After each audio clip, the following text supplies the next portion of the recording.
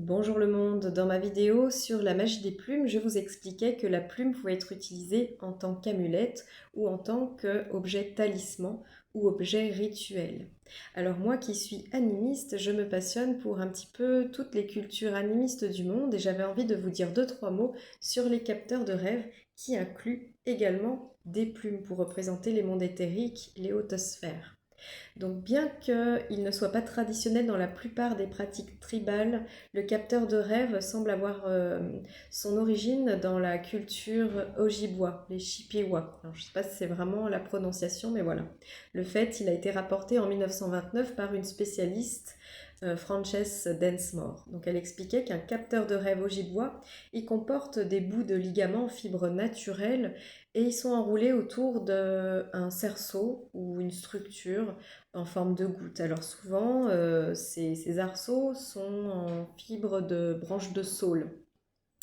Et les ligaments forment une sorte de grille probablement similaire à la trame qu'il y a, au motif qu'il y a sous les raquettes pour marcher sur la neige. Donc les attrape-rêves, ils sont placés auprès des enfants pour les protéger des cauchemars durant leur sommeil.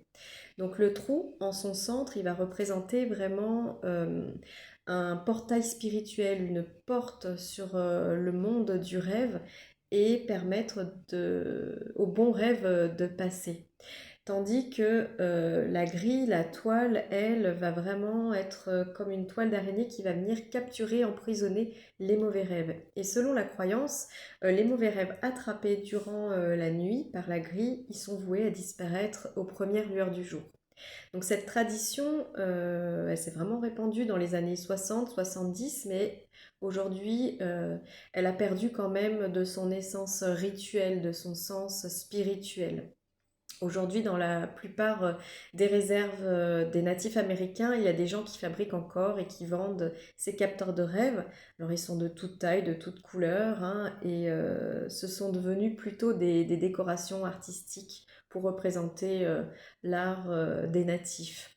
Alors, certaines personnes, pardon, les utilisent pour d'autres raisons qui sont très très belles. Donc en plus des rêves, il les place là où ça peut attraper les rayons du soleil.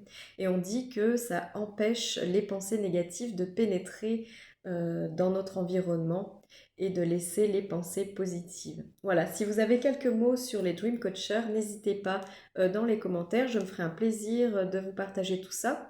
En attendant, si vous voulez faire vous vos propres recherches, il y a le manuel du chaman de Denise Lynn aux éditions Vega.